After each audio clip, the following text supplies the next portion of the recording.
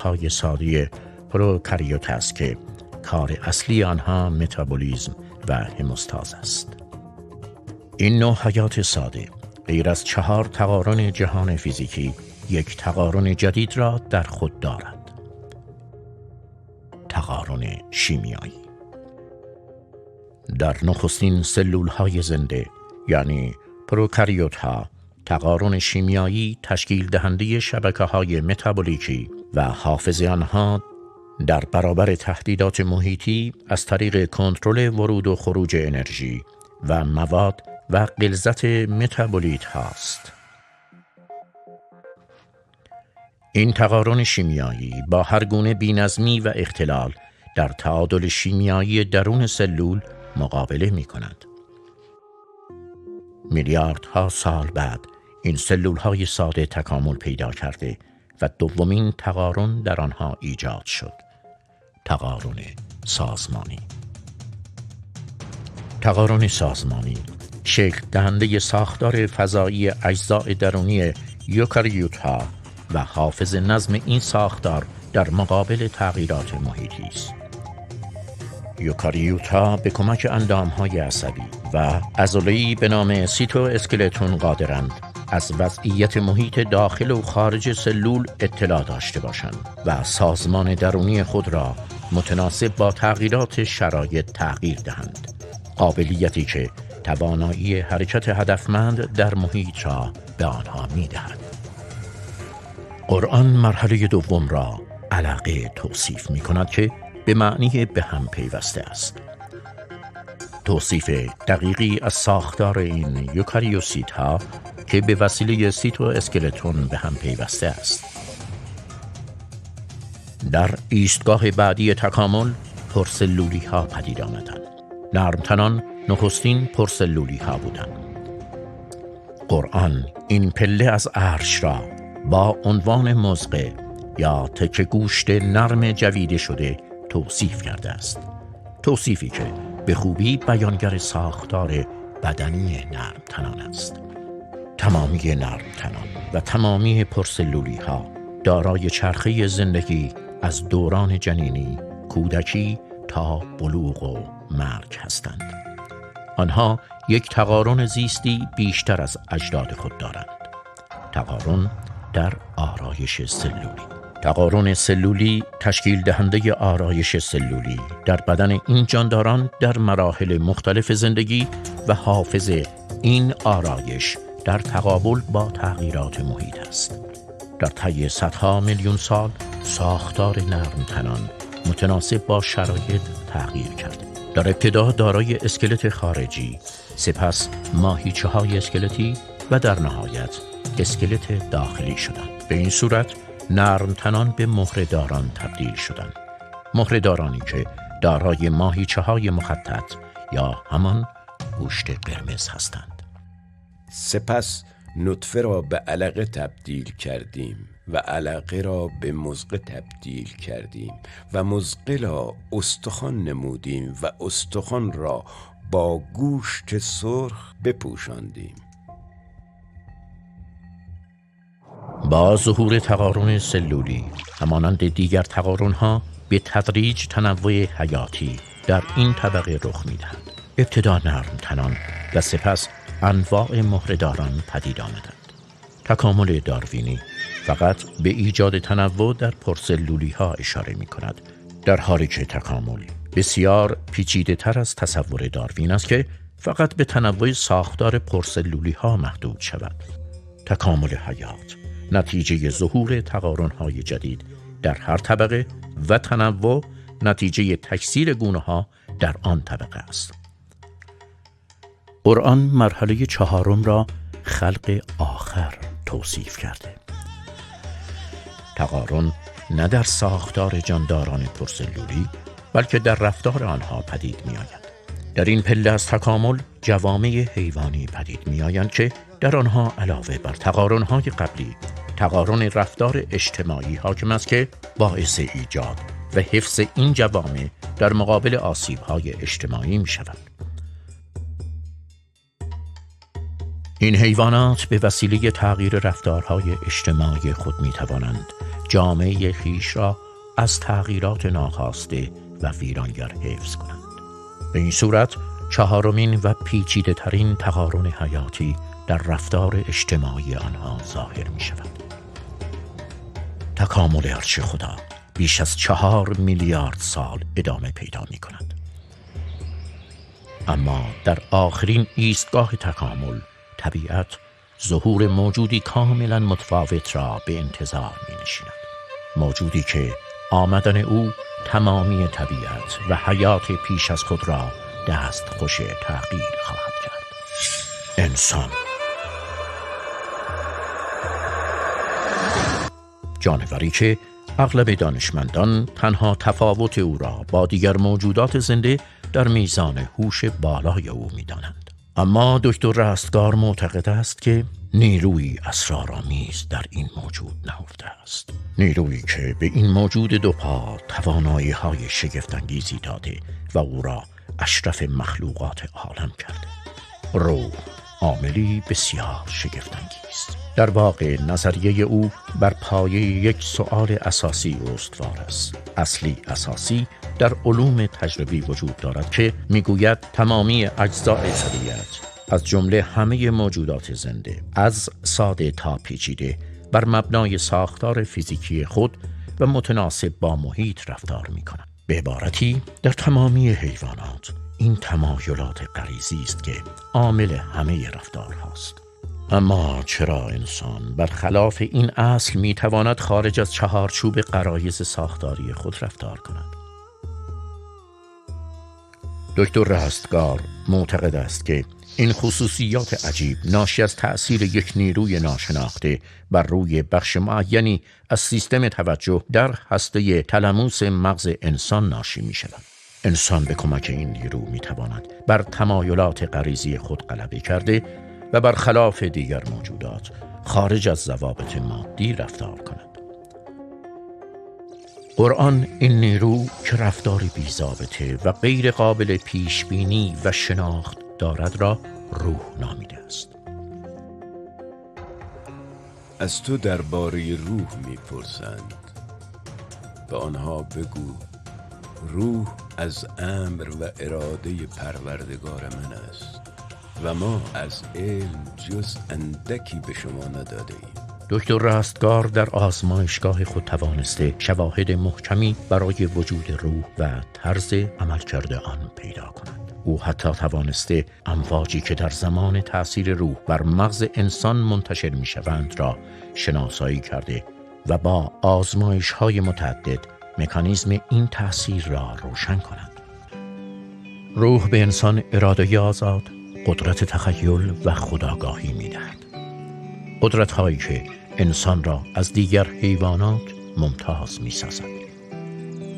انسان برخلاف دیگر جانداران آزادی عمل دارد و در مقابل رفتار خود مسئول است و برای هر گونه خطا باید پاسخگو باشد. از این رو ناچار است بر رفتارهای خود قید بزند و آنها را بر اساس قوانین حاکم بر جهان آفرینش تنظیم کند، وگرنه باعث فساد در طبیعت خواهد شد. دقیقاً به خاطر همین آزادی و مسئولیت است که جهان آخرت و پاداش و عقاب برای انسان معنی و مفهوم پیدا می کند. بدون قیامت زندگی دنیا داستانی است نیمه کاره و دادگاهی است که پس از اتمام کار رأی صادر ننموده است. هم آن داستان بی‌معنی است و هم دادگاه بی‌فایده.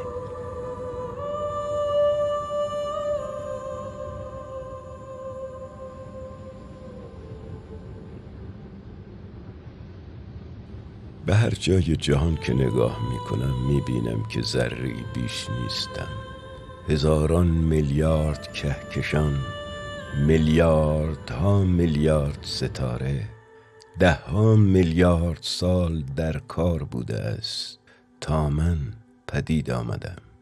اما هرچه بیشتر میدانم بیشتر میفهمم که انسان، این ذره به ظاهر ناچیز، اساره تمام گیتی است.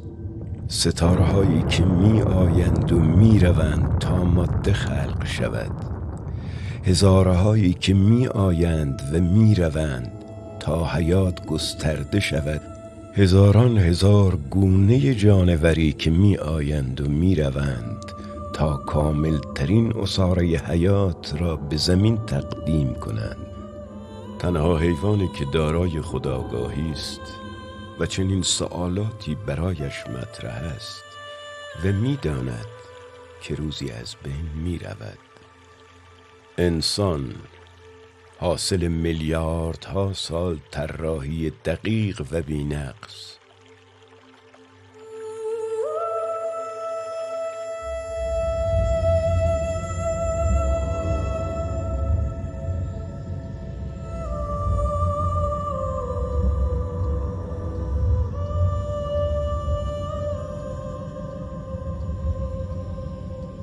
بیشک روزی جهان ما نابود خواهد شد. آیا این آخر خط است؟ چطور ممکن است مرگ انسان پایان همه این خلقت شگفت انگیز باشد؟ در روزگاری نه چندان دور، زمانی که هنوز هنر دریانوردی پای انسان رو به اون سوی اقیانوس‌ها باز نکرده بود، بشر انتهای زمین رو پشت کوههای قابل مشاهده می‌دونست. یه خورده نزدیکتر، زمانی که هنوز تلسکوپ‌های قدرتمند ساخته نشده بودن، حتی دانشمندان باستان ستاره‌های کوچیک رو سوراخ‌هایی روی سقف سیاه آسمون می‌دونستن. نقطه‌های بسیار کوچیک و کم نوری که حالا دیگه می‌دونیم برخی از اونها کهکشان‌های میلیاردها میلیارد بار بزرگتر از زیستگاه ما هستند. با وجود چنین سابقه ای از دانش بشری، تنها چیزی که میدونیم با اطمینان بگیم اینه که چیز زیادی در مورد دنیای شگفت‌انگیزمون نمیدونیم. از کجا معلوم؟ هزاران هزار سرزمین مثل زمین ما با تنوع حیاتی مخصوص به خود در اون سوی این فضای بیکران وجود نداشته باشه. بسیاری از دانشمندان به وجود موجودات فضایی معتقدند، موجوداتی که در کرات دوردست زندگی می‌کنند. این دانشمندان امیدوارند به کمک تلسکوپ‌ها و ماهواره‌های جدید سرزمین آنها را کشف کنند و با آنها ارتباط برقرار کنند. دانش نوین بشری درهای جدید دیگری نیز برای درک جهانهای بیگانه باز کرده است. تئوری‌های حیرت انگیز از جهانهای موازی، سفری در زمان و مکان به وسیله کرمچاله و ارتباط شگفت‌انگیز با دورترین اجزای جهان به وسیله تلپورتاسیون. آیا ممکن است آنچه مذاهب در مورد جهان آخرت پیش بینی می‌کردند با یافته‌های پیشرفته دانشمندان امروزی مطابقت داشته باشد؟ آیا ممکن است بهشت و جهنم در میان کهکشان‌های دوردست از دید ما پنهان شده باشند؟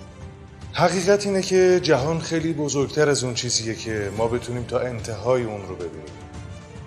به این علت که شتاب بزرگ شدن جهان به خصوص در ابتدای انفجار بزرگ اونقدر زیاد بوده که سرعت دور شدن قسمت بزرگی از اون حتی از سرعت نور هم بیشتر بوده. نور بخش‌های دوردست جهان هیچگاه به ما نخواهد رسید و همواره از چشم ما پنهان خواهند بود و اگر بخواهیم به آنها سفر کنیم باید سرعتی بالاتر از سرعت نور داشته باشیم. برخی دانشمندان عقیده دارند بخشی از جهان که از چشم ما پنهان است 300,000 میلیارد برابر بزرگتر از بخش مرئی آن است. آیا ممکنه جهانی که قرآن به ما وعده داده در میان این کهکشان‌های دوردست باشه؟ ممکنه. اما دانش جدید بشری گزینه‌های بسیار جالب و عجیبتری رو هم پیش روی ما گذاشته. گرچه کهکشان‌های دوردست فاصله بسیاری با ما دارند، اما از نظر دانشمندان هنوز جهان‌های موازی سطح اول نامیده می‌شوند، چرا که آنها نیز مانند کهکشان ما از انفجار بزرگ منشأ گرفتند و داخل فضا و زمان خود ما هستند و قوانین حاکم بر آنها درست مثل کهکشان خود ماست. جهان ما طی یک انفجار بزرگ از تقریباً هیچ به وجود آمد. اما از کجا معلوم که فقط یک انفجار بزرگ روی داده باشد؟ امکان دارد انفجارهای بیشمار دیگری رخ داده باشند که هر کدام یک جهان مشابه جهان ما خلق کرده باشند. جهانهای موازی. حتما تا حالا عبارت جهانهای موازی رو شنیدید.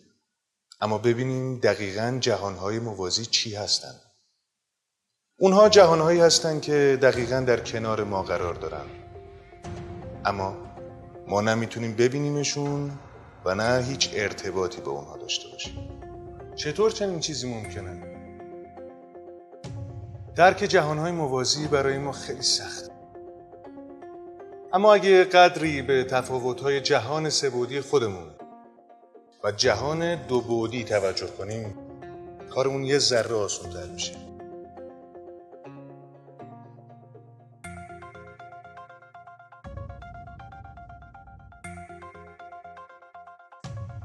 اجازه بدین برای روشن‌تر شدن موضوع واسهتون یه داستان تعریف کنم.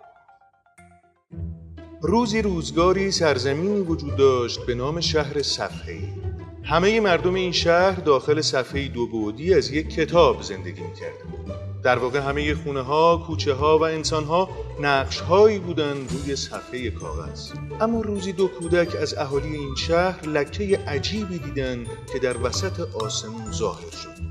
پس از چند لحظه اون شیء ناشناس به طرز مرموزی ناپدید شد و دوباره ظاهر شد. بزرگترهای اونها و حتی دانشمندان شهر هم نمیتونستن علت ظاهر شدن و ناپدید شدن اون لکه بزرگ رو توضیح بدن. به همین دلیل تصور کردند که این یک پدیده ماوراءالطبیعه است.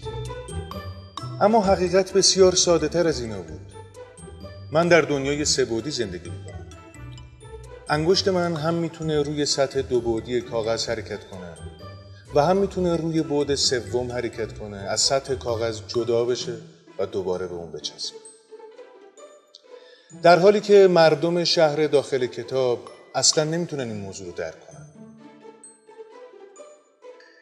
این محدودیت بعدهای شهروندان شهر صفحه‌ای باعث شده بود تا اونها از وجود دیگر شهرهایی که بسیار بسیار به اونها نزدیک بودن غافل بودن. شهرهایی که روی کاغذ صفحه بعد یا قبل ترسیم شده بودن. این شهرها فقط به اندازه قطر یک کاغذ با هم فاصله داشتند، اما هرگز از وجود هم آگاه نبودند. همین ناآگاهی میتواند در مورد ما نیز وجود داشته باشد. ممکن است جهانهایی باشند که فاصله اندکی از ما دارند، اما چون این فاصله در بعدی بیگانه است و حواس ما فقط 3 بعد را درک می کنند، از وجود آنها بیخبریم.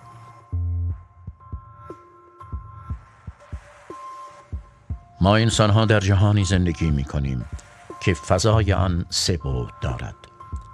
ابعادی که آنها را X، Y و Z می‌نامیم. امکان دارد که در یک ابرفضای مثلا 4 بعدی اشیاء دیگری وجود داشته باشند که مختصات آنها در محورهای X، Y، Z با اشیاء پیرامون ما مشابه باشد، اما آنها محور 4 دارند. مثلا محور W که برای ما غیر قابل دسترس است. در این صورت هیچگاه متوجه حضور آنها نخواهیم شد. 3 بعد فضا به علاوه زمان 4 بعد را تشکیل می‌دهند.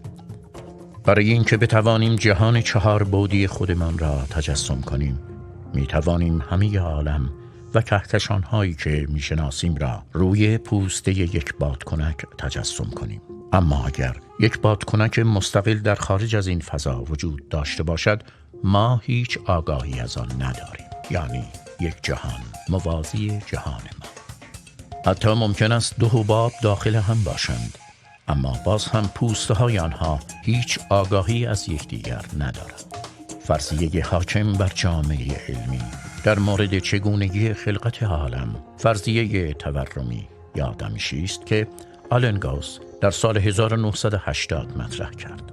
بر اساس این فرضیه جهان در اثر دمیده شدن انرژی از یک نقطه از خلأ کاذب و گسترش بسیار سریع در حباب فضا خلق شده است. این گسترش چنان سریع بوده که فضا از حجمی کمتر از 1 اتم در طی کسر بسیار کوچکی از ثانیه به اندازه کهکشان راه شیری در آمده است.